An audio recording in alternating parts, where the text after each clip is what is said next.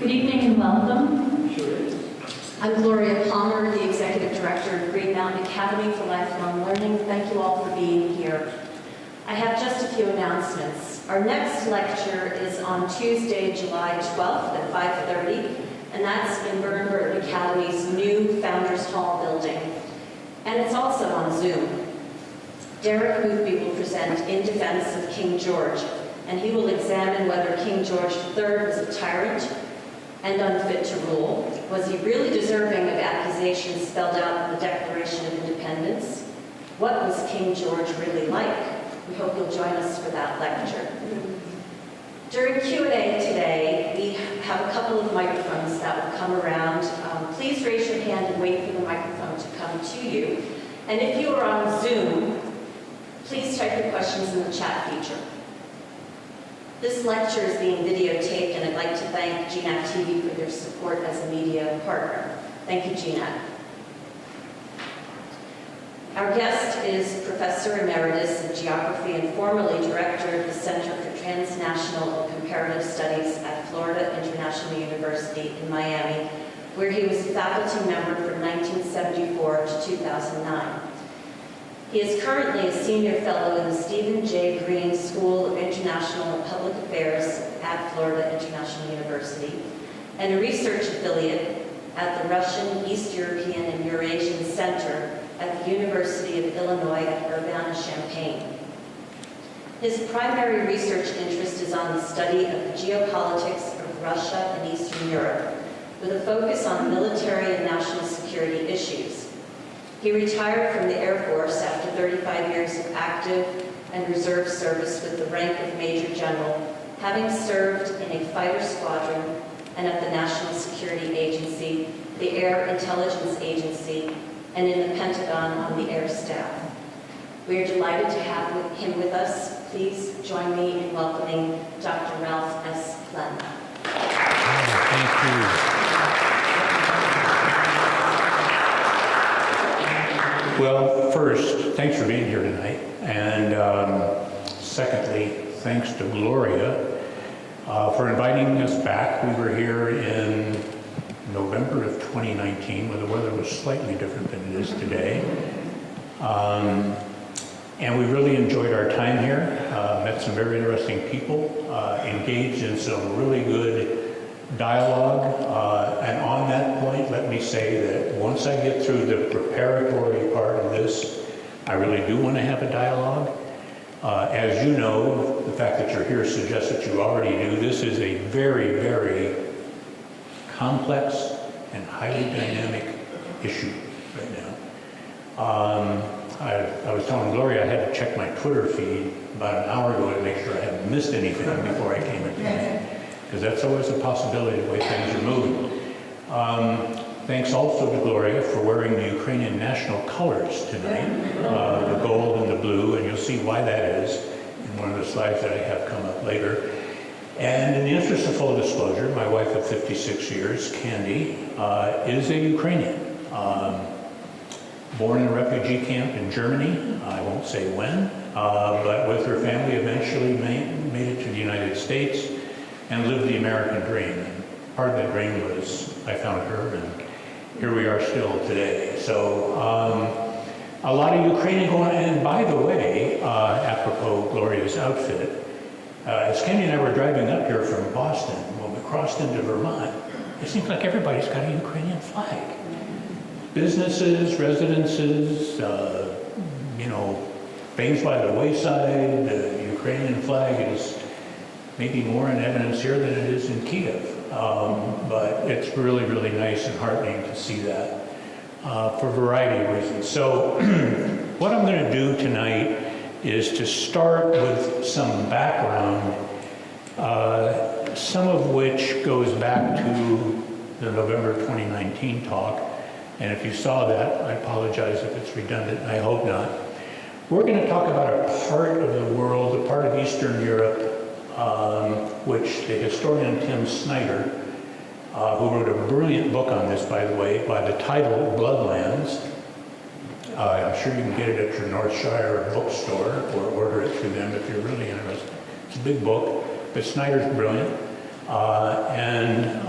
He characterized, I like the term because the term suggests that it's a part of the world where conflict has been almost continuous over certainly the last couple of hundred years and maybe even further back than that. The picture in the upper left is from the World War II era, as is the picture below, which shows some of the fighting, as you probably know, in the Second World War, the fighting on what the Germans call the Eastern Front and what the Russians call the Western Front, the Soviets at that time, was some of the bloodiest fighting in the history of the world. And these unfortunate people out looking for the bodies of relatives or friends who they might find in the mud. And the young Red Army lieutenant there at the bottom leading his men forward, that's a staged photo. If he really were a Red Army lieutenant, he probably didn't survive the war either. The marker, the headstone, or excuse me, the marker there on the right side says in Ukrainian in 1940, in Ukraine, there were 41.3 million persons. By 1945, that number was down, as you can see, to 27.4 million people.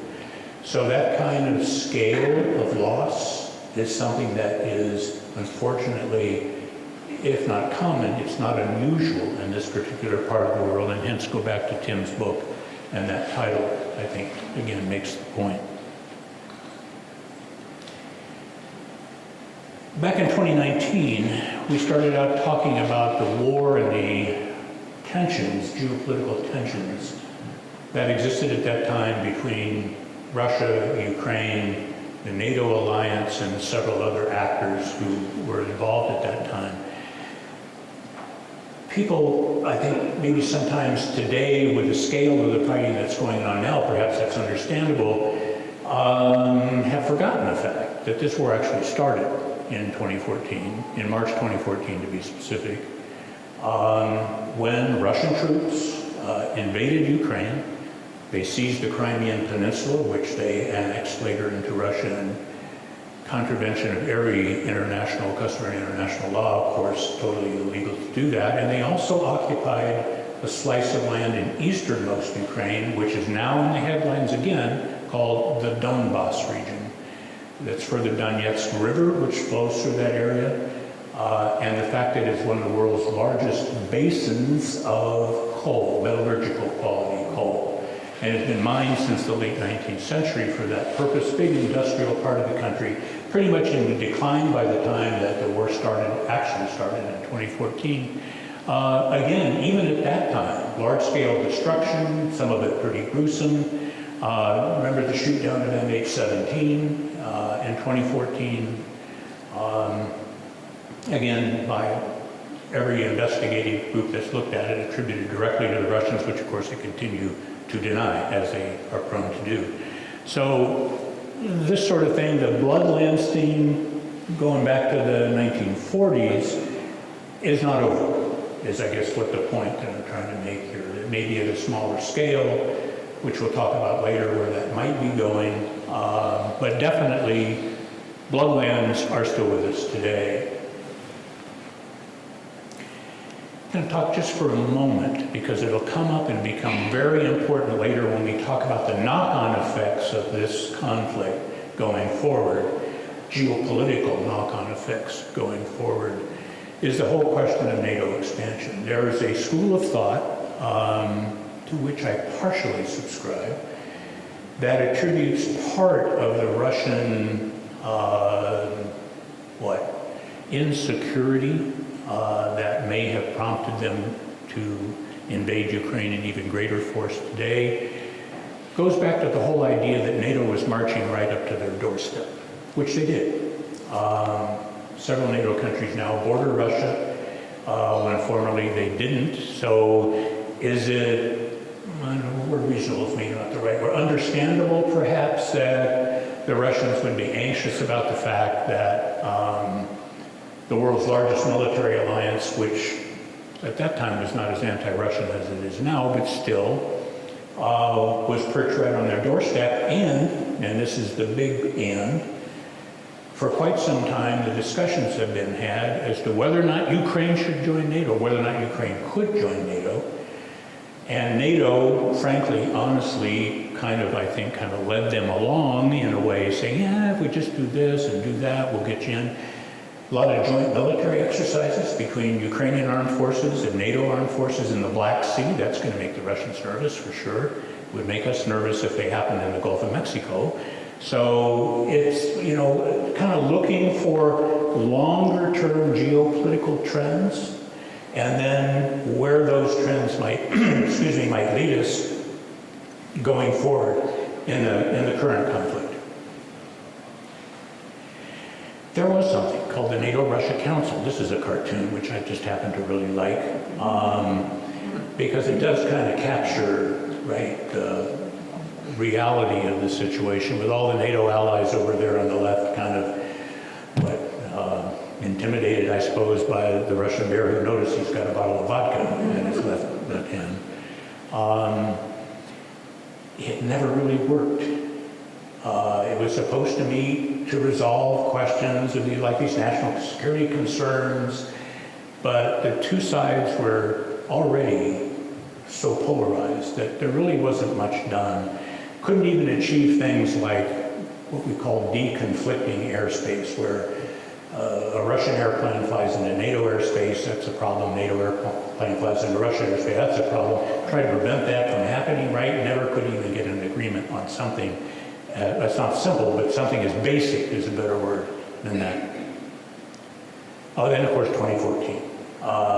So whatever reasons prompted the Russians to do it, they started the war back in March of 2014 by again invading Crimea and the parts of the eastern Ukraine that I referred to prior.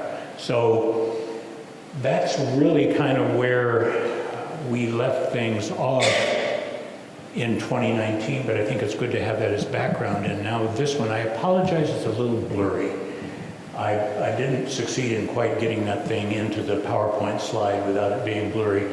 It's a lady in bed, Ukraine obviously on the bedstead, and the bear, Russia, of course, was saying, everyone remain calm, there is no invasion.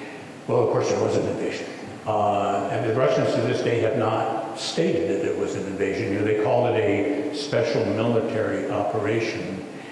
Maybe for internal political purposes they did that, but it allows them some deniability, right? No, we're just going in there, we're just going to do this and do that, and then we'll be back, we'll be gone, and don't worry about it. There is no invasion. Well, of course, there's a horrible invasion on a very large scale. So let's talk about that. The big war starts February 24th, 2022.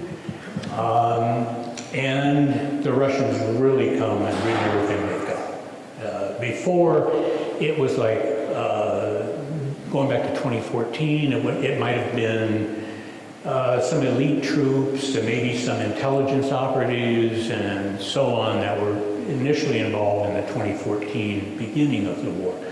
But in 2022, they brought everything, short of nukes. They brought their latest weapons technology, which you've probably been reading about, cruise missiles, hypersonic missiles, all of that kind of enhanced weaponry, they brought to the fight this time, along with at least 100,000 combat troops. You probably know the story in the upper left hand, that's a Russian army marshalling area where they're getting their equipment set up prior to the invasion. On the right, I put that picture up just to kind of illustrate the type of destruction, and I'll talk more about this later, that's being done to the civilian infrastructure, to residential neighborhoods, to schools, to hospitals. The Russians fire massive artillery barrages indiscriminately. And when you do that, you get a picture like the one, that's an apartment building. The one on the left is in Irpin, which is just north of Kyiv, which is one of the places where the Russians committed serial atrocities against the civilian population. Just so you'll know, I'm not going to show you the worst slides tonight. I've taken the liberty of filtering out anything that might really give you nightmares tonight, and there's a bunch of stuff that would. So in any event, these are refugees leaving a town that was destroyed by the Russian army, crossing what remains of a bridge into trying to get into an area where they would be safe. So right from the beginning, here's the point, right from the beginning, this was full-out non-nuclear war, 21st century and later warfare, just by the nature of what the Russians did. You probably also know that their first gambit was to try to seize Kiev, the nation's capital, and overthrow the government, believing, mistakenly, that if they got rid of the government, that the people would rally to the Russian cause and greet them as liberators. That didn't happen. Either the Russian intelligence was massively wrong, which is always a possibility, or they just didn't really care. But in any event, the Ukrainians won that battle in the early stages of the war, kept the Russians out of the northeastern part of the country, and drove them back into either Belarus or back into Russia. But then the Russians shifted focus to that eastern region I talked about before, and I'll show you some imagery and some maps on that later. So they said, well, that's not going to work. Plan A didn't work, let's go to Plan B. And Plan B is the traditional Russian, you know, artillery, artillery, artillery, and then send in the infantry to mop up what's ever left behind, and there's not usually much left behind. But in any case, a place like Irpin had been shelled, rocketed, bombed by the Russian Air Force when they could. So far, these are all estimates, right? At this point in the war, we really don't have solid data on things like civilian casualties. This is the best estimate, I think, around right now. At this point, about 20,000 civilians killed, including somewhere around 300 children, which are tabulated separately. That number is probably low. One estimate suggests that if this war goes on at this pace for about, let's say, a full year, there'll be 125,000 civilians killed. Now, that scale of war, some smart people have figured out, puts this conflict in the top 20 most deadly wars since 1850. Again, just to give you, it's toward the bottom of that list, obviously. But it nevertheless is on a scale that I don't think anybody foresaw. I'm not sure the Russians foresaw it, but here we are. Military losses, again, estimated. Both sides tend to kind of downplay their losses. I would say parenthetically that the Ukrainians have proven themselves to be masters of information content management. Very early on in the war, we're getting videos that come out from Ukrainian forces blowing up a Russian tank with one of these shoulder-fired anti-tank missiles, or shooting down Russian airplanes. The Russians have recently kind of caught up with that, and we're seeing now on Twitter a lot more videos of Russians shooting a Ukrainian tank, let's say. But in any case, so 10,000 Ukrainian military killed, maybe-ish, maybe higher. 16,000 Russian military killed. That's, I think, probably a pretty realistic number. And then remember that in battlefield casualties, the other equation, are wounded, right? And usually that ratio is somewhere around 3 wounded to every person killed. So if you want to get total casualties, multiply times 3, and again, those numbers are probably low because it's difficult to keep up with a count. But it's qualitatively different than it was from 2014 to February 2022, not to discount the people who died or were displaced in that period of the conflict. But we're talking about things that have made the news, which of course, again, the Russians deny. This is the theater in Mariupol, which you probably know already was literally pounded into the ground, which eventually surrendered to the Russian forces about maybe 2.5 weeks ago, and is now just basically a rebel-filled wasteland. The mayor, I think acting on the best information he had at the time, encouraged civilians to take shelter in the city's main theater building. Even going to the point of writing in large letters, by the way, which can be seen from a satellite, or from satellite imagery. That word in Ukrainian or Russian means children. To highlight the fact that there were a lot of children taking shelter in that building, the Russians didn't care. You can see what happened to it on the right. AP did a tremendous detailed investigation of this and came up with 600 civilians killed in that one spot, which the Russians deny that any of that happened. So, well, in any case, I'm sparing you the worst, believe me. Wrecked infrastructure. Well, we see tanks blown up, we see airplanes shot down, but the things that a society or an economy need to operate, things that we probably take for granted in most cases, rail transportation, electricity, sewage,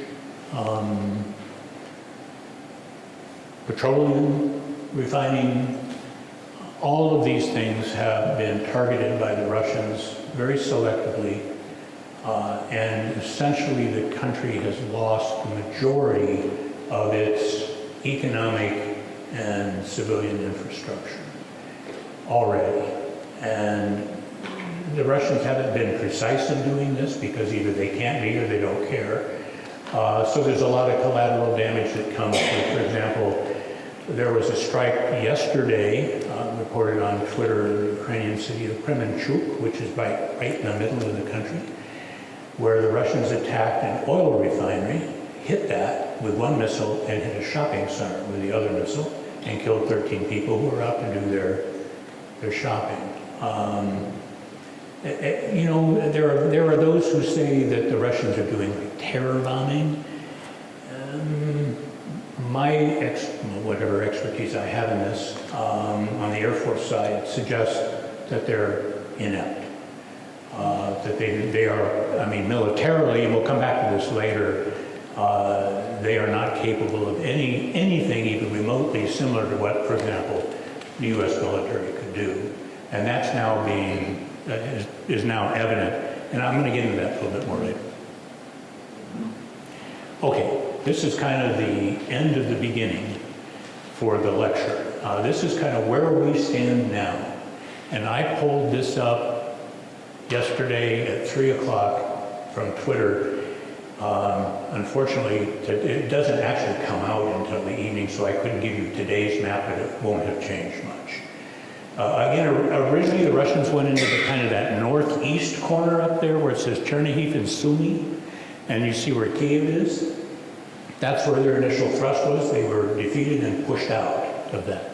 They also attacked the city of Kharkiv, Ukraine's second largest city, surrounded it for a period of time. The Ukrainians pushed them back, such that Ukrainian forces have now actually reached the Russian border, which is not practically that important, but symbolically it's very important.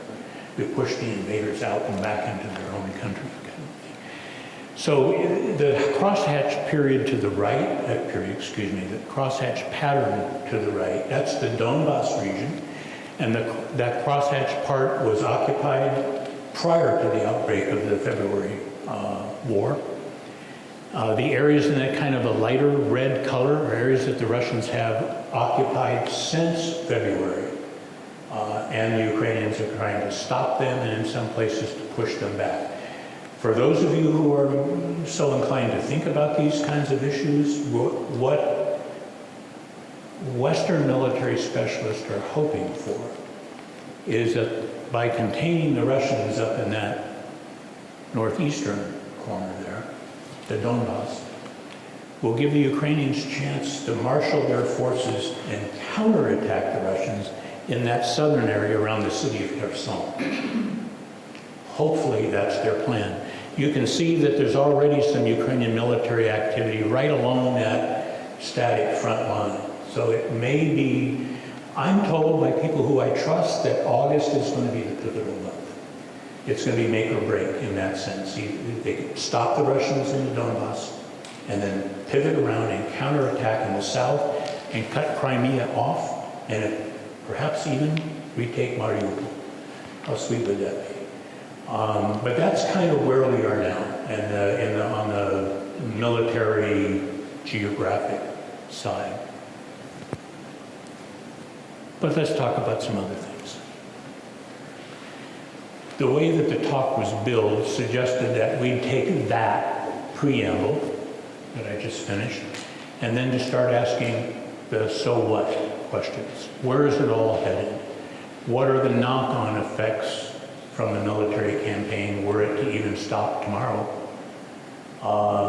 What are we going to be living with going forward? What are the the humanitarian consequences? What's the infrastructure context? War crimes? For example, let's take a look at the humanitarian side for just a moment. Difficult to always track refugees. UNHCR does a great job, particularly in Europe, because they're more competent in that part of the world. So about now, 2.3 million Ukrainian refugees in Europe. That number was higher before, and you might have seen higher numbers. But what has happened is, in the intervening months since the February war started, and a lot of people went, mostly to Poland and to Germany, by the way. A lot of Ukrainians have gone back, especially men. Men could not leave the country after the initial breakout in February because the government imposed a restriction on men leaving Ukraine who were military age, 18 to 55 at the time. I think that's actually been raised up into maybe 62 now. So almost all the refugees, like in that slide there, are women and children. Again, most of them have gone to Poland and to Germany, and their reception there has been beyond belief. I mean, people literally going to the train station, finding a refugee family, taking them into their home, especially in Poland, which, as you may know, I used to tell people, when you talk about NATO and trying to keep all 30 member states in the same, it's like herding cats, right? With NATO, and they say, well, the French don't want to fight the Russians, the Germans don't want to fight the Russians. The problem is the Poles want to fight the Russians. If you go back and look at their history, you would understand why. Net now of about 2.3 million, mostly in Germany, Poland, a few elsewhere. Most European countries have taken in hundreds or maybe thousands of Ukrainian refugees. And 7 million internally displaced persons. That is, Ukrainians who have had to flee the battlefront, but they stayed in Ukraine and just moved somewhere else in the country. If they were smart, they went west, as far away from the fighting as you could go, up to western Ukraine. So what we're talking here, and excuse me, one more point, and I didn't put this on the slide because the numbers are so squishy. It might be there are somewhere between 1 million and 1.3 million Ukrainians who have been, in some cases, willingly went to Russia. I would suspect not many did, and others have been forced to go to Russia, where they've been subjected to these so-called filtration camps and then distributed around Russia in kind of a random way. A lot of them, well, fittingly, are in Siberia. So the refugee numbers are going to be always a little bit spongy. You can probably say that somewhere around 20 to 25%, maybe higher, of the Ukrainians who live in Ukraine on February 23rd are now either displaced or out of the country. And we're talking about a country of 41 million people. Now that's why these numbers are hard to add up. But once you start, looking deeper into them, it's not my own particular specialty, but I trust the work of people whose specialty it is. It's just massive. And how many of those people will go back? Most of the women and children will, but the question then becomes when, and we'll talk about that later. Rebuilding. Saw one estimate recently that said if the war stopped tomorrow, it would cost pretty close to $1 trillion to rebuild Ukrainian infrastructure, residences, factories, schools, hospitals, and so on. Roughly $1 trillion. Now, there's already a lot of that money committed, by the way. Several hundred, well over $1 billion already committed, but it's a long way from there to $1 trillion. So, I'm not sure how that's going to work out. The picture on the right is the main administration building at Kharkiv National University, where I actually was back in the day. Fabulous physical plant going back to Tsarist times, a lot of really spectacular buildings and some modern buildings. It had the reputation of being Ukraine's leading technological university and also the largest medical school in the country. Well, it's gone, pretty much leveled. And if you had been there in the day and you had seen it on a nice summer day and students out and so on, now it's wrecked. So very difficult. Okay, war crimes. Not showing you the really, really bad stuff. The mass graves there are in the town of Bucha, which is just to the north and a little bit east of Kyiv, the capital. The Russians occupied that town and indiscriminately slaughtered civilians. I mean, to the point of maybe kind of even redefining what is a war crime. Just, I mean, the most unimaginable things, and I'm not going to go into them or else I'll get shaken up too every time I think about it. The man on the lower right, of course, is Ukrainian President Volodymyr Zelensky, right? This picture shows him on a visit to Bucha. Look at the man's face. So, you talk about, just as an aside, you talk about magnificent war leaders. You might think back to Roosevelt and Churchill, justifiably so in both cases, right? Think about the job that Zelensky has done. He was an actor. And in Ukraine, it's important to know he was from a Jewish family. And he made a movie about the actor becoming president. Well, the actor became president in reality. He was elected by the Ukrainian people to be their president. And as a wartime leader, I mean, he's just been extraordinary. I don't know when the guy sleeps. Maybe he doesn't, I don't know. But the look on his face at Bucha, I think that says it all. I mean, it's just absolutely horrific, and it's really bad. Okay, more knock-on effects. Let's talk about geopolitics. That's why I wanted to begin with the NATO discussion. I think it's fair to say that this war has fundamentally altered the geopolitical national security framework globally. And I'll explain why in a couple of minutes. You can also see one with the Russia-China note. Some critics of NATO, including the prominent political scientists John Mearsheimer and Stephen Walt, have basically said that the Russians, in effect, reinvigorated or bailed out the NATO alliance. That prior to this war, there was much internal discord. They couldn't agree on anything as a practical matter, or very little, I guess I should say. Now they're united. All 30 member states are united. Hungary's a bit of a problem when it comes to some nuances because Viktor Orban is, well, not my favorite guy, but in any other president of Hungary, I'm sorry, that this all has these kind of knock-on effects that the Russians probably didn't think about. Sir? By the way, apparently Turkey has dropped its opposition to Sweden and Finland. See? If you don't look at the news, that's coming up. That's coming up. But thank you. Thank you. that's, if you haven't seen the very latest, somebody will say, "But Gabe, that's great, thank you. Thanks for putting that in, that's huge." It's huge, absolutely, and I'll explain why in a moment. So, NATO expansion. Well, we already saw that NATO expanded to 30 countries. Well, they're fixing to expand to 2 more, Finland and Sweden. Now, you go back a couple of years, and you would ask the Swedes, well, how'd you like to be with them? We've been independent militarily since King Gustav I in 1614, whatever, right? We don't want, thank you, we want to be friendly.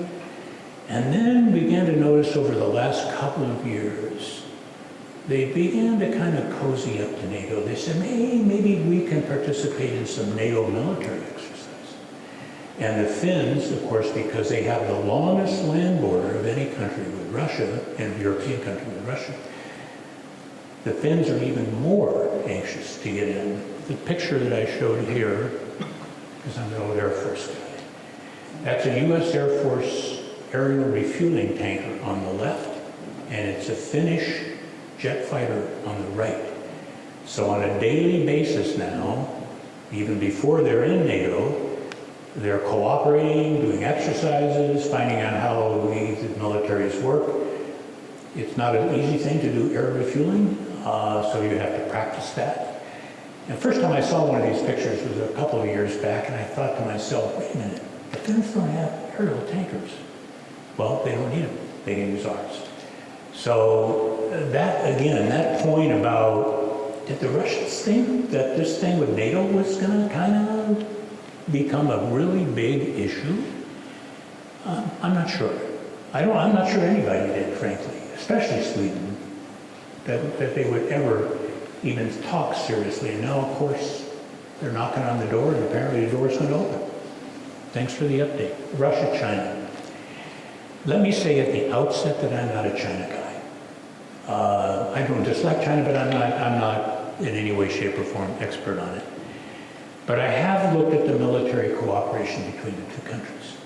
Well, first of all, the historical context is not good. Historically, the Russians and Chinese have been enemies. And even today, there's a high level of animosity, especially from the Russians who are, well, let me be careful how I say this. The Russians are prone to more of a racist outlook on life than many other countries, and they view the Chinese as whatever, not Russian.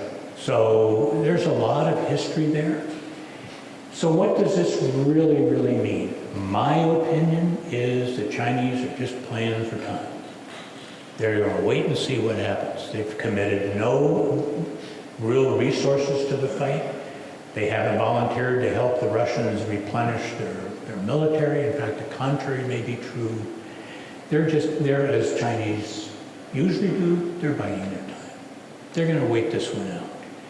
So the idea, in my opinion, that there's some grand Russian-China military alliance about ready to spring up out of whole cloth from the ground, I don't think that's true.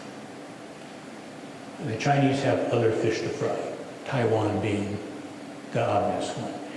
And could there be parallels between the Taiwan and the Eastern Ukrainian situation? There could be. We can discuss that more if you want later. I think that parallel is a little bit squishy. The military side, this is a wrecked Russian tank. There are a lot of pictures of wrecked Russian tanks. Russian tactics are poor. They never intended the fight to look this way.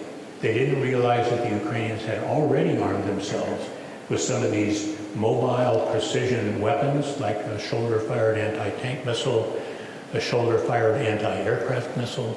And now, of course, they are receiving more and more and more from the Western allies. The Ukrainians are receiving more and more of this weaponry, sophisticated weaponry. They're training up on how to use it. Do they have as much as they want? No. Do they have as much as the West is going to give? Maybe they'll give more. But it's already having an effect on the battlefield. This rocket artillery system that the U.S. just sent to Ukraine, they're trained up on it in a week. And then people said it's going to take a month, so they learned it in a week. They deployed it to the Donbass fighting, and they've already attacked the Russians with it. The beauty of it from the Ukrainian side is it outranges Russian artillery. Russian artillery typically goes out to about 30 kilometers, this goes out to 40. So you can stand back from theirs and hit them. I'm not an artillery guy, but I know one who was, and that's a really good deal if you're an artilleryman, right? The other thing I think that a lot of people are surprised about is how poorly the Russians performed on the battlefield. In any way, shape, or form, they performed abysmally. Their Air Force, which is touted as one of the best in the world, is a total flop. The tanks and the supply trucks and all of those things have a tendency to break down. A week into the war, I found a guy on Twitter who's a retired Army armor logistician, a guy who took care of the armor. Right? So here's this picture of this big Russian tank that's been destroyed. And he said, well, what you want to look at is see where the roller wheels on the tank attach to the main body of the tank. That's the hub, right, where your hubcap goes on your car. He said, notice that there's this dark fluid leaking down each of those wheels from the hub. What that suggested is nobody bothered to change the seals. They took the tank out of storage, put it in action, it promptly broke down, and then the Ukrainians blew it up. On the Air Force side, I say to people, if you think it's difficult to maintain a tank, try maintaining a fighter jet. Right? So they generate relatively little combat power from the stuff they have because they haven't taken care of it. And they employ it on the battlefield badly. Something we need to think about going forward, and on the U.S. side, strategic studies side, is I don't think there's any question that we got Russia wrong. That we thought they were a lot better militarily than they turned out to be. I mean, they wouldn't have a chance, for example, against any decent Western Air Force, especially the United States Air Force. They'd be blown from the sky in a matter of hours. But yet, was it for the purposes of getting more defense spending that we kind of built the Russian threat up? I don't know. I leave that up to you to decide. But it's weird that the establishment on this side thought much more highly of the Russians than they should have, because they have grossly underperformed. Close to the end. Good. Big knock-on effects. You see this written about now frequently. I'm going to just kind of touch on it. We can delve into it in more detail later, if you like, in the Q&A. The two really big knock-on effects on the economic side are food and energy. Why food? Ukraine was one of the world's largest exporter of especially food grains, wheat and corn, and you're not going to think this is important, but trust me, it is. They exported about close to 90% of the world's sunflower oil. Think about that when you go to cook something and there's no oil. Europeans prefer sunflower oil. It's a big export market for the Ukrainians. Wheat they're famous for. The picture at the top is where Gloria's outfit comes from. That's why the Ukrainians have the gold or the yellow top, bottom, and the blue sky. That's an actual picture of a Ukrainian, obviously, wheat field. And it epitomizes the fact that this food production aspect and food export aspect of the Ukrainian economy is essentially derailed now. Not completely shut off, but for all intents and purposes shut off. And, of course, as you might expect, the Russians have stolen a lot of the grain that was warehoused, and they're exporting it themselves, especially, by the way, to Turkey and to Syria. Ukrainian grain not compensated for, of course, in any way, shape, or form. Totally denied by the Russians, but it's easy to... Agricultural experts can track that sort of stuff to a degree that I never would have thought possible. There's all these little tiny genetic variations of wheat, so you can know that that wheat came from this place, and that's all I know about it. So that's big. Energy. Energy is primarily a factor here on the Russian side, as the picture implies. Oil and natural gas. Russia's either the leading producer or one of the leading producers of both, depending on the year.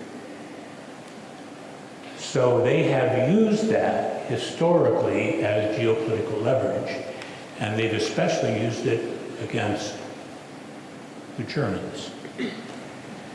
So follow the pipelines. All those pipelines flow from Russia outward. And this is gas, natural gas. Notice the two pipelines transiting the Baltic Sea. See where Finland is, where that number 1 is? Those are Nord Stream 1 and Nord Stream 2.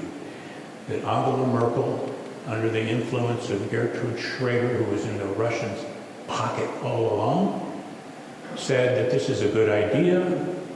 So we'll become much more dependent on Russian gas.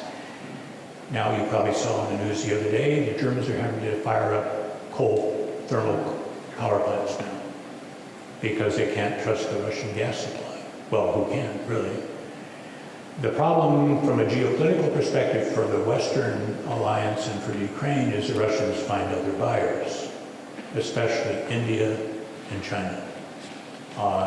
So the Russian export market has shifted dramatically in that direction. Now, we talked about these kind of what-ifs long-term before. This is a big what-if. What is this eventually going to look like if this war stops? Hopefully it will soon. Okay, real quickly, let's go through these. We can take them up in more detail in the Q&A. I don't know is the answer to the question at the top. I hope there is. I'm not sure. I think in order to understand why it's so difficult to resolve, you need to do as I suggest here. All of this stuff here is window dressing. Well, it's a political thing. It's a cultural thing. They want the Ukrainians to be part of their culture. It's Putin because he's an autocrat. Military strategy, they want to control parts of Ukraine. To make, all this. Economics, they want to get Ukraine and become dependent on them. It's all about land. I mean, physical land. Okay, a modern state, that is a country, a modern state, has one important attribute here. It has sovereignty over territory. And all states put up, what do? Put up borders, right? So you can't just say, hey, I think I'll go to Canada tomorrow. No, I mean, you're going to have to cross the frontier, right? So borders are the physical manifestation of the territorial sovereignty that all states possess. Sometimes the states want more territory, and other times they want to defend what they have. In this case, the Russians want more. Ukrainians trying to defend what they have. The picture on the lower left, stay with me on this, stay with me. That's the battlefield at the Little Bighorn, where Custer made his stand. Okay? And Custer and his 267 troops were wiped out to the last man, as you already know. Well, one thing happened is they didn't realize that Sitting Bull was such an amazing guy when it came to organizing his own people and conceptualizing the military situation on the battlefield. Sitting Bull said that my purpose is to defend the lands of the Lakota people. That was, he said, this is why we're doing this. And he rallied all the different tribes together, and they formed a military force that obviously overwhelmed Custer. And of course, Custer was stupid to be out there in the first place. But why was Custer out there? Because the expanding U.S. wanted more land. So it's oftentimes about land. The picture in the middle is a British military cemetery near the World War I battlefield of the Somme, S-O-M-M-E. Hundreds of thousands of people died there. Over a territory that maybe would run from here to North Adams, Mass, or something like that. Not a big stretch of land, but it was about land. And they contested it. picture in the upper right is a Russian World War II military cemetery. This particular one was once Stalingrad, is today Volgograd. By the way, don't be surprised if the name goes back. You would have thought that they might have learned the lesson, right? But obviously they did not. So they want other people's land, and the other people are going to fight them. And the picture in the lower right is the Ukrainian military cemetery. So these are the people who are defending the land against the people who want the land. We'll see eventually how that works out. Okay. I'm ready if you are. I hit that pretty close, didn't I, Gloria? Thank you, Ralph. That was wonderful. Okay. Thank you. Thank you for being here. Appreciate that very much, sir. Do you have a question? We need a mic? Oh, we're going to get a mic here. Just hold on one second. So I have a question here from the Zoom audience. Okay. We'll start there. What was Russia's past relationship with Finland, and what is its future relationship likely to be, given that Sweden and Finland are on a path to join NATO? Historically, well, originally, going back to Tsar's times, Finland was part of the Russian Empire. It was a province, or a Grand Duchy, actually, of the Russian Empire. After the First World War, Finland became independent, set a course of its own. The Soviets tried to invade Finland just prior to World War II. They eventually beat the Finns, but it took a long time for them to do it, because they put up a very, very spirit of resistance, to say the least. More recently, the Finns have been tracking neutral. They're not stupid, right? They got Russia right next door.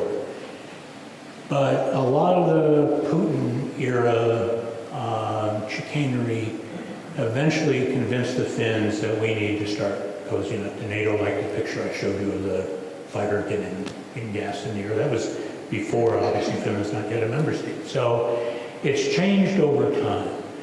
My experience of having been in Finland is they don't like the Russians.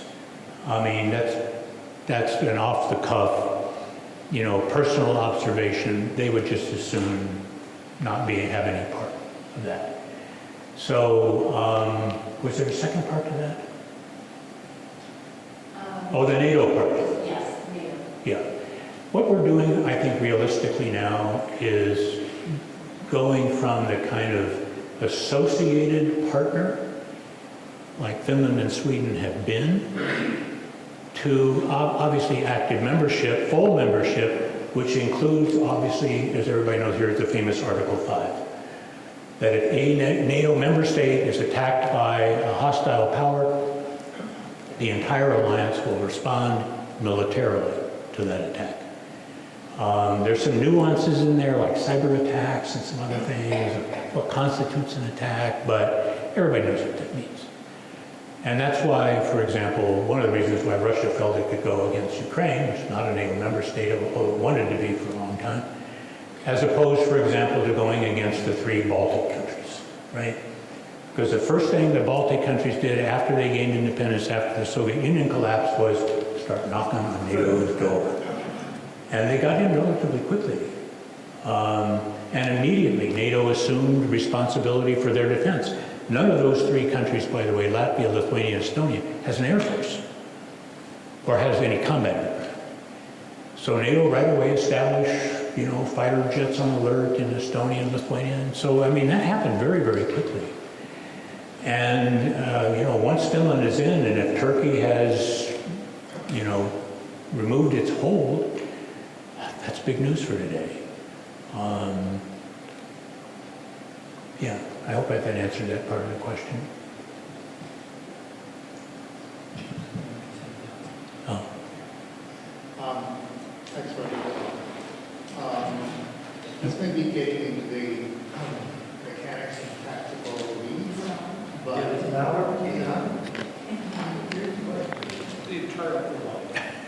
never heard anybody say, I can't. All right. Okay. So without getting too technical, the two-part association. One, how far and effectively can the Russian Air Force stay within Belarusian and Russian boundaries and wreak havoc? And the associated second part is, would that then invite shooting down Russian planes in Russian or Belarusian territory and its consequences? This goes back, it's a good question. This goes back originally, and you will recall this, the no-fly zone concept.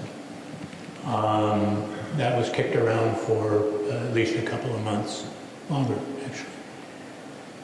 To keep the Russians out, to keep their Air Force out in particular, we'll set up a no-fly zone. That is, NATO aircraft would patrol Ukrainian airspace. It sounds good, but it has a very high escalation risk. As a former Air Force guy who spent a little bit of time in fighter jets, you don't want fighter pilots making foreign policy decisions for you. It's way too fast and way too complex, and just I think it was a wise decision at the time to stay away from that. But what might have been done faster and better was equipping the Ukrainian Air Force with better combat aircraft, which sadly hasn't yet really happened. Or equipping them with more and better surface-to-air missiles so that you can shoot down a cruise missile with a surface-to-air missile. The cruise missile goes along kind of like an airliner, just goes along. You shoot that down. So, if there's a way forward with that. But then the idea, of course, the Russians, now that they realize that we're not going to tolerate anything that goes into either Russian territory or Russian airspace, or actually into Belarusian airspace, which is where the latest attack came from the Russian Air Force, they see that as a safe haven. My experience with war is safe havens for the enemy are not a good thing. Now, how you can then take that to an operational level where you might, take on a Russian jet in Belarusian airspace, the escalation risk there is really, really high. And escalation, of course, might mean that somebody on their side is going to push the nuke button, which hopefully nobody wants. So I think the decision to kind of not do any of those things, and if we give the Ukrainians more sophisticated, longer-range weaponry, we have to have some kind of a deal where, I know it's hard to get your arms around this, because you're saying basically, well, wait, they attack us from their country, why can't we attack them? Again, it's escalation risk. And it's hard to stomach, I'll tell you, it's hard to stomach that, to see what the Russians can do without having to deal with a counterattack. I don't know, I hope that answered the question. Sir?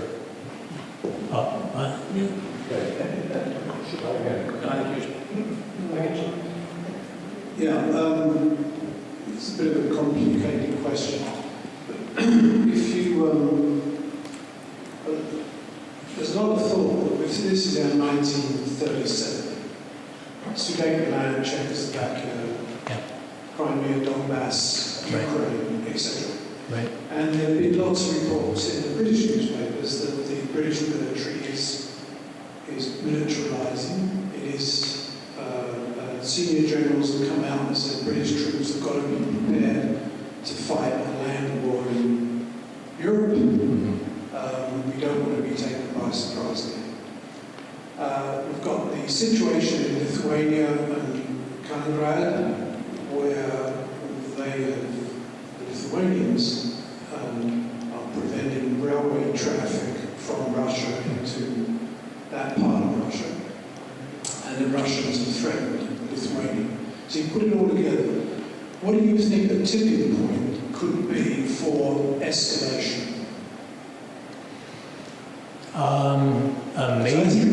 I think it's inevitable, in my own view. Well, I would not rule it out. If the adults continue to be in charge, then hopefully we won't get into a scenario, and again, to understand what they usually call the fog of war, right? The fog of war. That you think you know what's going on, you probably don't know what's going on. And again, particularly with air-to-air engagements and things like that, it happens so quickly. I mean, two fighter jets approaching each other at, let's say, 500 knots are going to close like that. And so people need to react quickly. You don't want to put us or them in a situation where we have people having to do that. Let me back up to the question about the British Armed Forces. I flew in two the Air Force's top exercises, one that's held out in Nevada called Red Flag. And in one of those, we had a RAF squadron. I have never seen any aviators as capable as them. The lesson I learned from that is if you're going to go to war, you want the RAF members. Just as an aside. My father was in the RAF. God bless him. And I could tell other stories about that, but it'll take too long. So trying to, again, ensure that there's some cushion. There was a no-fly zone over Iraq. You may remember that. In fact, there still is. And on at least 3 occasions, it almost led to direct hostilities between U.S. Air Force jets and Russian jets, which would have worked out very badly for the Russians had it happened, but then that, you can see where that's going to start spiraling up the flagpole. To go back to the point that I was making before about land, there's in the field of national security studies and people who are working on this conflict, unfortunately now people have generally divided into 2 camps. One is called the justice camp. The Russians, according to this camp, and Applebaum is the leading exponent of that camp. She's brilliant, wonderful, I love her work. She's a little hard over on this because she's married to a Polish count. And she's got a little bit of that, I think it's rubbed off on her, but she is fantastic. What she calls for publicly is the unconditional defeat of Russia on the battlefield. And to literally chase them out of Ukraine to the last tank, to the last man. Then there's the peace faction. Not peace at any price, as in 1938, but we got to work out a deal. The Russians have got to get something. Maybe give them the Donbass. Who wants it anyway, frankly? But that is obviously anathema to the Ukrainians, who obviously, clearly should have the decision on whether or not they want to do that. It ought not to be imposed on them. There will come a point where negotiations are going to have to start again. And exactly what the starting point is on those negotiations depends on your being in the justice side or the peace side.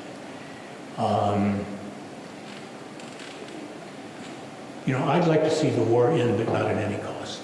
The Ukrainians have suffered far too much. If there were some, and I'll tell you about something I'm working on now, and I hope to have published within the next month in a public forum and not some crazy academic journal, which I wouldn't wish on anybody.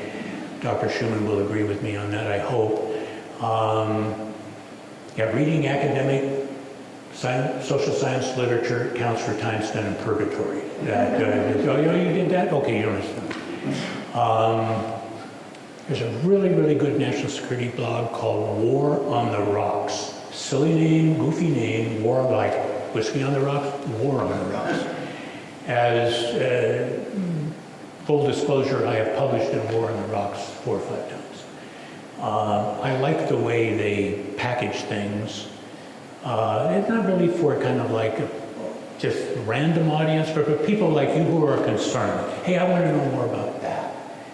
And I don't want to go full military. I don't want to go academic. I just want something, and I think it's a good outlet for that sort of thing. What I'm thinking about now is a solution that has really yet to be taken seriously. What if the Ukrainians would agree to give some type of internal federal status to the Donbass? Not independent. The Ukrainians will still control the sovereign national territory, the borders. Are the Russians ever going to agree to that? Well, they might if they just get wore out. I don't know. Worn out, excuse me. Is there a way that there could be a compromise on that, where you give them something but not what they really apparently want, and you don't give away the house, right?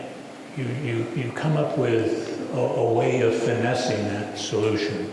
There are a lot of federated states in the world. We live in one, right? Where there's a high decentralization of political authority. Well, what if you tried something like that? What if it was kind of like now help me out with this, because I will probably overstate the case. What if it was something like Scotland in the UK? My family on my mother's side are Scots. And the Scots can be kind of crazy people. But I mean, militarily, I mean, crazy people. So, yeah, that's going to go out to the world. The FIU professor calls Scotland crazy. Yeah, you can see that's going to be out there, and I'll have to answer for that. Is there a solution like that? And what I'm trying to get together is something that doesn't make me look like I'm on the peace side, and something that doesn't being attacked from the justice side as being an appeasement. So, I don't know. That's one thing that I've been thinking about. And trying to put that together in a coherent piece has been challenging. So hopefully one of these days it'll be out there. But if there's a way out, I think it has to be something like that. Unless we can defeat the Russians militarily on the battlefield, I'm not sure that's going to happen anytime soon. Yes, sir.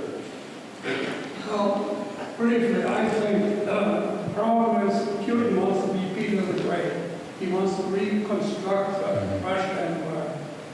Number two, do we know what the current war actually costs Russia? At what point does the structural loss inside Russia becomes greater than the potential benefit of doing anything in the Ukraine? Okay.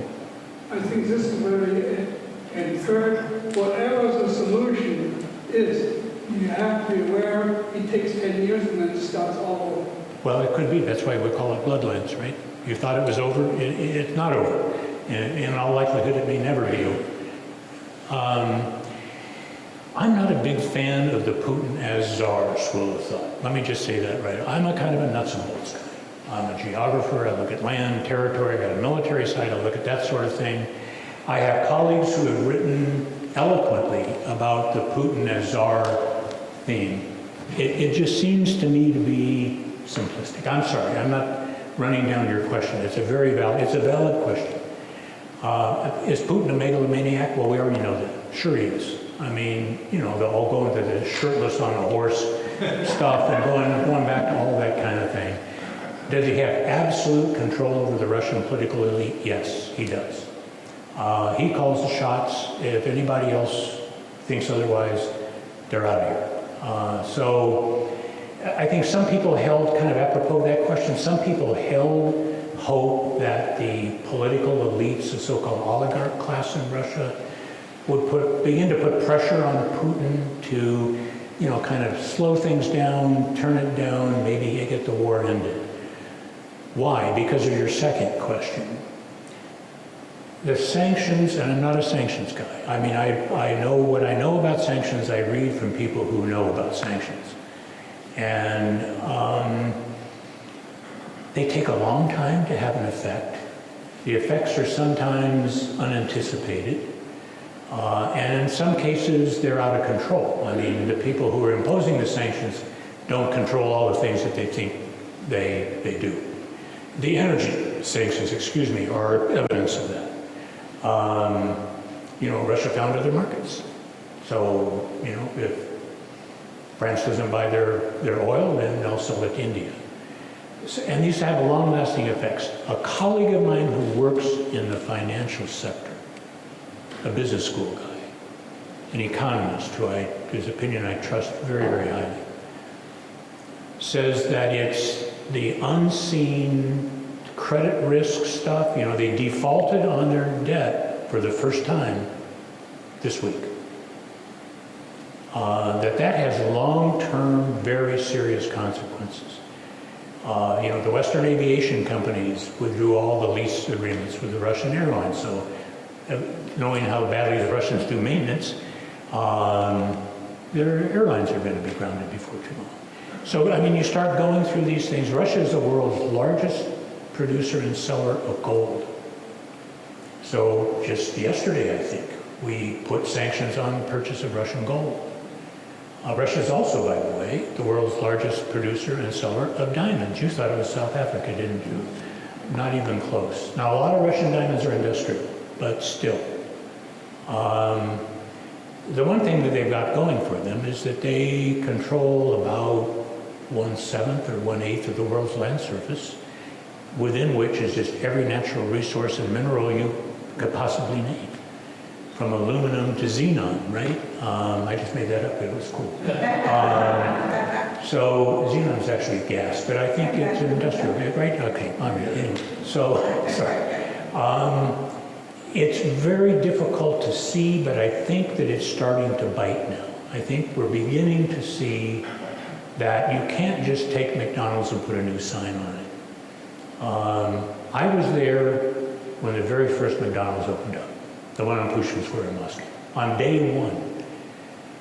And the lines to get into that McDonald's went for blocks. There were people who would go, I'm sorry, I'm digressing. Candy always accused me of that, and I'm doing it now. But people would go to McDonald's and they'd get the Dre cup, they'd take it home and put it on their mantelpiece. Back in the day, right? So some at Pizza Hut, I mean, some of those things are desired by the Russian working class, middle class, elite class. You know, the big Italian, what am I looking, not dressmakers, fashion syndicates have basically pulled out. The Gucci has pulled out. I mean, all of that sort of stuff is happening. And after a while, those sorts of things will start to bite, especially because the Russians, the Putin government, has said it's not really a war, right? Well, if it's not a war, then why can't we go to McDonald's? Or why can't I go buy a Gucci bag for my wife? Sooner or later, that stuff starts to kick in. The downside to that is, if you look at Russian history, they put up with a lot worse than this on several occasions, right? They're pretty stoic people. And if they sense that they've been cornered, if they sense that, you know, that their statehood, their national statehood is in peril, they'll probably rally around the flag. I don't know how much you can trust the public opinion polls that come out. There's a prominent Russian firm called Levada, which does, you know, like Gallup type polling. It's starting to inch up a little bit, concerns about the war, but again, can you really rely on a public opinion poll in Russia right now? I'm not sure that you can totally. So it's difficult to judge. I think that over time it will have an even greater impact. The question is, can we wait that long? Sir? Yes. I'm sorry. Okay. The mic goes to him next, okay? No, you're up, and then he gets it. Okay. Go ahead. Firstly, I want to thank the gentleman that just spoke before me who raised the name Putin. Is the mic on? He raised the name Putin. You didn't mention the name Putin before my friend here did. Mm-hmm. Oh, yes, you did. You showed us a picture of Thank you, yeah. 10% of Ukrainians are refugees or lost their I homes. can't hear. Is that mic Hit on? the red button, push the button I'm getting about every other word. a couple of times. I apologize. Voila.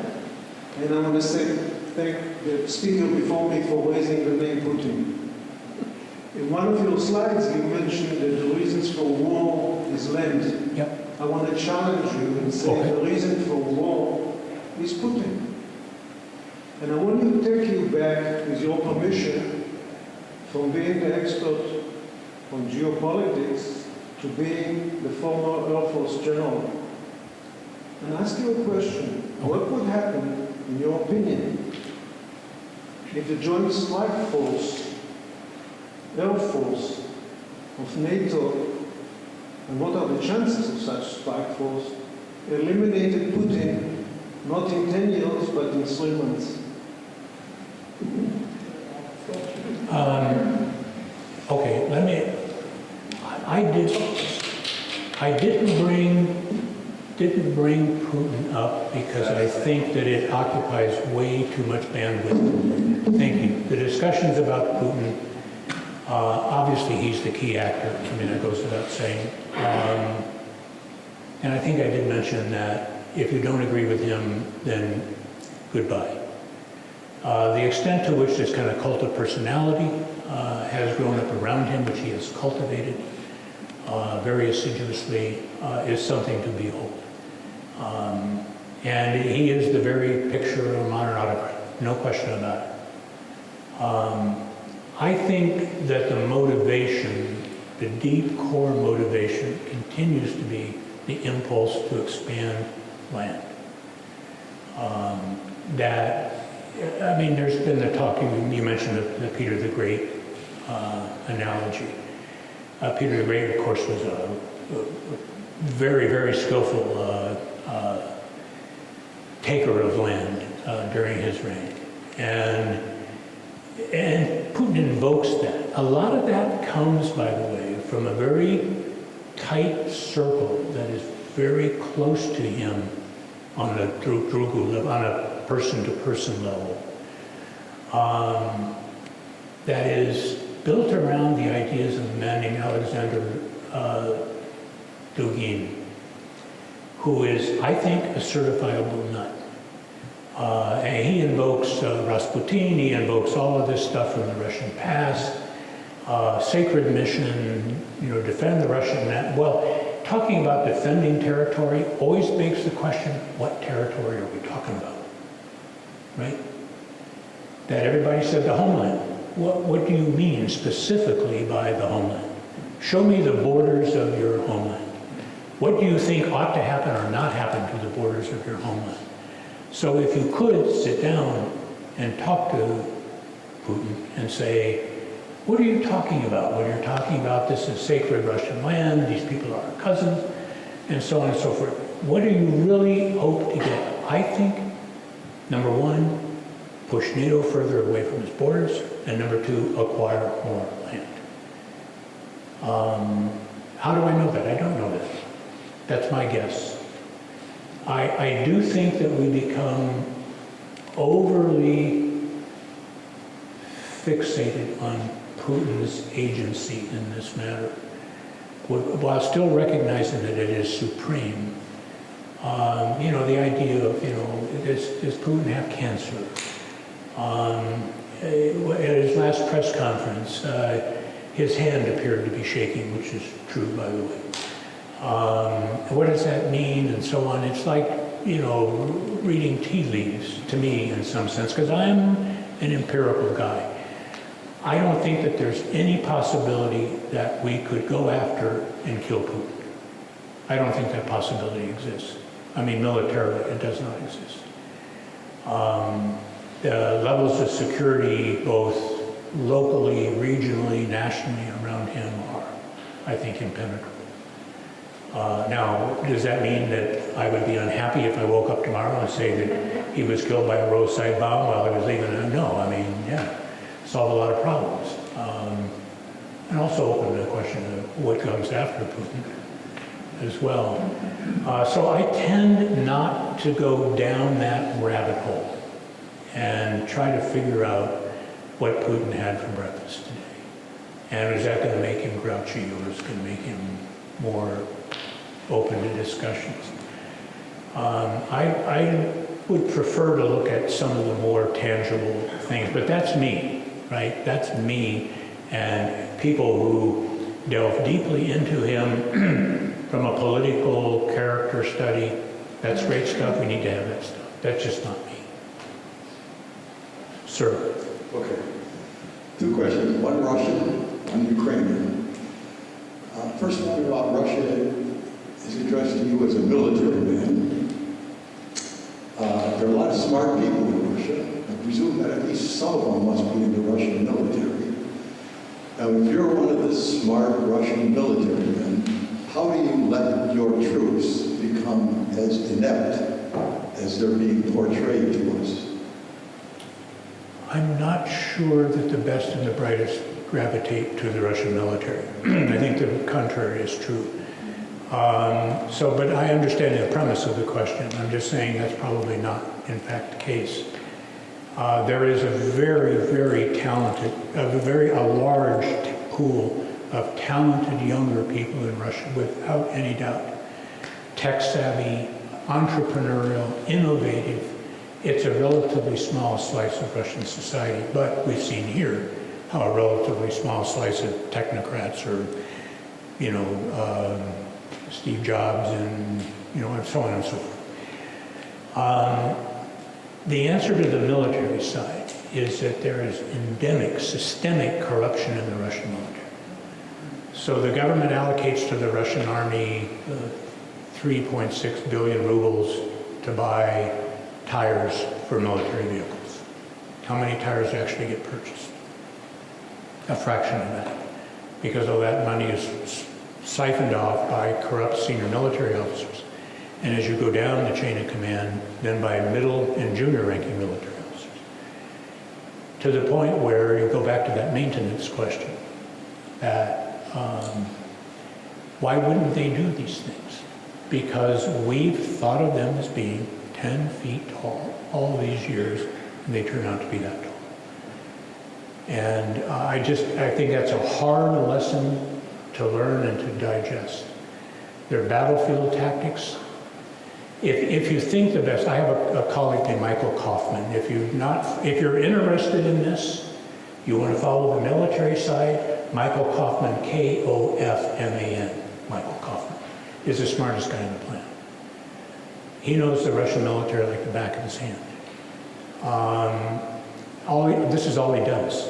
I mean, he's an amazing guy. Personally, he's an amazing guy. I just stand in awe of his analytical capabilities. He is a Ukrainian-born immigrant. He came to this country when he was a younger boy. He knows the language. He knows everything. He knows Russian. He knows Ukrainian. He's an amazing guy. Follow him on Twitter. If you're not on Twitter, maybe just Google him or something and pull up some of his stuff. Michael Kaufman's answer to this question is that the Russian military historically was being trained in a doctrine that this type of warfare doesn't fit in. They were trained in, mass attack, even employing battlefield nuclear weapons and things like that on a massive scale. And when push came to shove, and they tried initially with that airborne attack outside of Kyiv, that wasn't in their military doctrine. They didn't know how to pull it off. They botched it. And they botched a lot of things. I mean, forget about of course, the maintenance and training side, right? Compared a couple of weeks ago, how many flight hours does an American Air Force fighter pilot get compared to a Russian Air Force fighter pilot? 10 times more.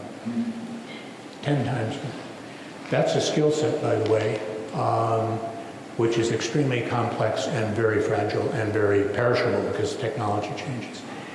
So I think that there are a variety of factors. The corruption factor is huge. The military was bloated. It was corrupt. The training was inadequate. They didn't train to the kind of standards that we and the Brits and some of the Europeans trained to. And it shows. It shows. They just didn't bring the right tools to the fight. Okay, speaking of corruption, now we go to Ukraine. What happened to all the corrupt Ukrainians? They're still there. Are they just in hiding now? It's a difficult question, especially since I have a Ukrainian wife. I think it's wonderful, and I encourage people who want to back the Ukrainians fight right now. That doesn't mean that Ukraine pre-war was a paradise on earth in terms of things like corruption. It was one of the most corrupt countries in the world. A number of problems in that regard in Ukraine, which as things begin to recalibrate, hopefully when this war ends and we start to rebuild Ukraine, I wrote a piece on that somewhere. When we start to rebuild Ukraine, we need to make sure that that money is going to the intended purposes, which I think nowadays it probably would, because it's not cool anymore in Ukraine to be corrupt. And one of the reasons is the guy whose picture I showed, Volodymyr Zelensky. He's highly intolerant of that. I don't think that it will ever get back to as bad as it was before, but it's there. And it's naive to think that it's not. So again, when the money really starts moving in, it's best that somebody keep an eye on it. Oh, I'm sorry. I was going to say it's 7 o'clock. Okay. So we probably should wrap up. Okay. I want to thank you very much for this. My pleasure. Thank you. Thanks everybody for being here.